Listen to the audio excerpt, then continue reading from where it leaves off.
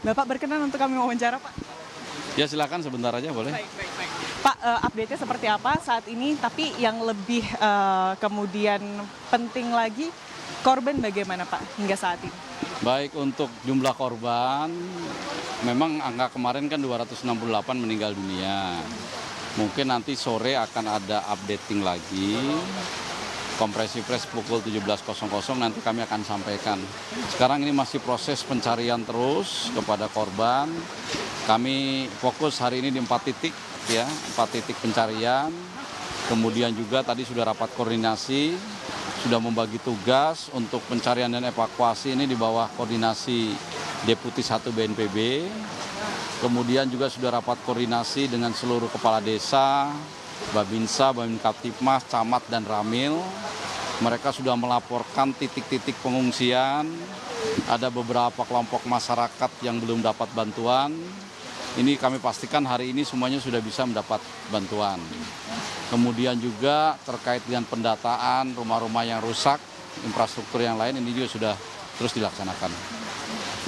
Informasinya masih ada yang informasinya masih ada kemudian tempat-tempat yang terisolir, Pak. Apakah itu benar, Nah Pak? ini juga makanya dalam rapat koordinasi ini, para kepala desa, Babinsa, Babin Kaptimas itu melaporkan ke kita. Nah kalau memang betul ada, kita akan dorong logistiknya baik lewat darat maupun lewat udara. Kita siapkan 3 helikopter. Oke, baik. Intinya kemudian pemerataan bantuan dan juga nanti tempat-tempat yang terisolir terus diupayakan oleh BPBD. Dan target kami hari ini sudah tidak ada lagi yang terisolir dan tidak ada lagi kelompok masyarakat yang mengungsi yang tidak mendapat bantuan. Ada 14 titik tempat pengungsian yang terpusat di 12 kecamatan. Kemudian apabila ada masyarakat juga yang ingin mengungsi di dekat rumahnya masing-masing, kelompok 5-6 orang, satu keluarga begitu tetap kita layani. Sementara mereka menggunakan terpal-terpal begitu. Ada desa juga pengadaan terpal, nanti secara lambat laun kita ganti dengan tenda keluarga. Hari ini juga secara lambat laun kita berikan tenda-tenda keluarga yang cukup 5-6 orang. Dan logistiknya kami pastikan untuk tetap didorong. Pak, informasinya tadi gempa yang kemudian melanda di sekitar ini 3,9 skala Richter. Antisipasinya akan seperti apa nih, Pak? Ya memang itu ya, dari sejak gempa pertama 5,6 sudah 150-an kali lebih gempa susulannya. Dan tapi ternyata walaupun sekarang ada gempa juga kuantitasnya sudah semakin kecil. Jadi tetap masyarakat dimanapun di daerah gempa tidak ada yang hanya satu kali gempa. Pasti ada gempa-gempa susulan, tetapi berdasarkan pengalaman dan ilmu pengetahuan memang gempanya semakin menurun kekuatannya. Akan seperti itu trennya, pasti menurun begitu ya, Pak ya? Ya, untuk lebih jelas memang bertanya kepada BMKG, para pakar, tetapi berdasarkan pengalaman beberapa kali gempa yang memang frekuensinya Pak, ini di hari pertama gempa, alhamdulillah cuacanya mendukung, tidak hujan, cerah begitu Pak. Tapi sekarang sudah mulai hujan deras begitu Pak.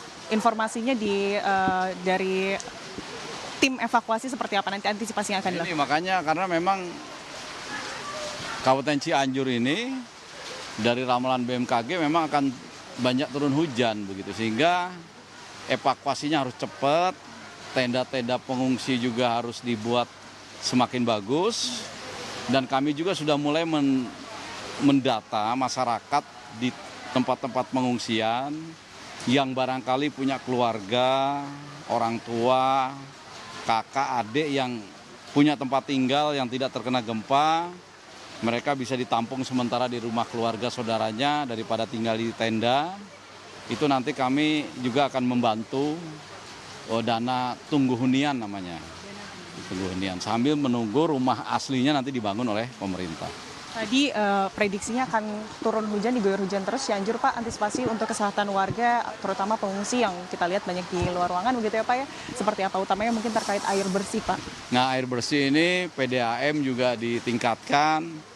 Tangki-tangki air dari luar daerah didatangkan. Kami BNPB juga mendorong beberapa tangki air masuk. PMI juga membantu 15 tangki air sekarang, termasuk TNI Polri. Mudah-mudahan kebutuhan air bersih ini bisa terpenuhi.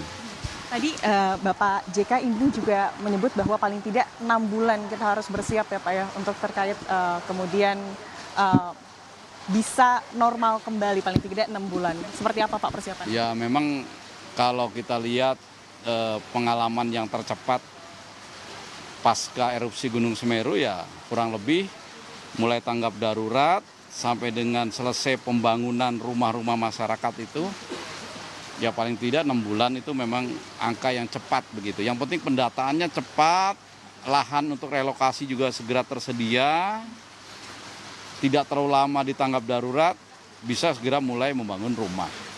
Nah rumah itu kalau dibangun secara serentak oleh PUPR, oleh TNI Polri, oleh pihak ketiga yang biasa membangun rumah tahan gempa, dan masyarakat juga ikut membantu bergotong royong biasanya cepat. Harus sama-sama kita semua gitu. Sama semuanya. Pak, tapi terkait tadi, kemudian bantuan yang diperlukan untuk nanti pembangunan kembali rumah-rumah warga, informasikan ada 2 pilihan. Kalau untuk di Kabupaten Cianjur sendiri, utamanya seperti apa? Masih dalam rapat koordinasi, tadi dengan Pak Bupati sih, Pak Bupati akan berkoordinasi juga dengan unsur TNI. Atau nanti juga bisa dengan pihak ketiga, bisa juga serentak. Untuk yang rumah rusak sedang, rusak ringan mungkin bisa juga oleh masyarakatnya sendiri. Nanti direimburse. Jadi untuk rumah sedang, rumah rusak ringan kan 25 juta, yang rusak ringan 10 juta. Bisa juga diperbaiki oleh yang punya rumah gitu. Nanti bantuannya bisa dimintakan kepada pemerintah. Tadi ya Pak, harus kita sama-sama, tidak hanya pemerintah, masyarakat juga ikut bareng-bareng seluruh lapisan masyarakat. Khususnya rumah yang dibangun oleh masyarakat sendiri yang in situ itu artinya rusak di titik itu dan dibangun di situ juga. Tidak perlu relokasi, itu bisa dibantu dari mana-mana. Jadi masyarakat memang yang disiapkan oleh pemerintah 50 juta, tapi mungkin saudaranya punya rezeki lebih, bantuin keramik, bantuin semen, akhirnya rumah tuh tambah bagus, silakan aja. Tetapi yang relokasi, yang menyiapkan tanah begitu, itu dibangun oleh PUPR, sudah ada standar rumah tahan gempanya. Pak, tadi kemudian ada ancaman hidrometeorologi yang kemudian menimpa Cianjur begitu ya Pak. Ada skema-skema seperti apa nanti agar tanggap darurat ini bisa kemudian tetap lancar dilakukan Pak? Hidrometeorologi basah ini ya musim hujan dan tanah longsor. Ya sekarang sedang berlangsung, ya mitigasinya itu. Ya untuk yang saat tanggap darurat ini, jangan sampai yang pengungsi-pengungsi ini justru sudah kena bencana gempa, tiba-tiba kena banjir lagi gitu. Sehingga pemilihan tempat-tempat ini dipastikan yang tidak terkena banjir, tempat-tempat pengungsian. Kemudian yang berdiri di depan rumah, itu pun kita akan cek betul. Kalau mereka kira-kira memasang tendanya yang rawan terhadap kalau hujan deras, banjir, ya kita himbau mereka untuk pindah. Jadi tadi artinya meskipun masyarakat dapat membangun posko mereka sendiri, tapi tetap dalam pantauan BPBD ya Pak ya?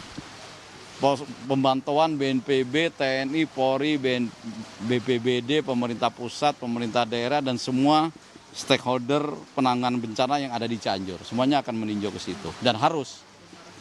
Dan itu sebetulnya juga mereka dibujuk sebetulnya. Kita bujuk supaya pindah ke tempat pengungsian terpusat. Karena jelas lebih terjamin keamanannya, lebih tersedia sanitasinya, logistiknya.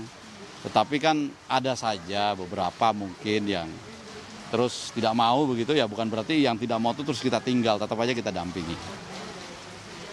Siap Bapak, terima kasih banyak Pak.